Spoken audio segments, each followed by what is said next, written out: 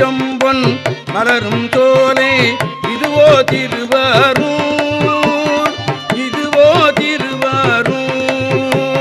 செருந்திச்சம்பொன் மலரும் சோலை இதுவோ திருவாரூர்.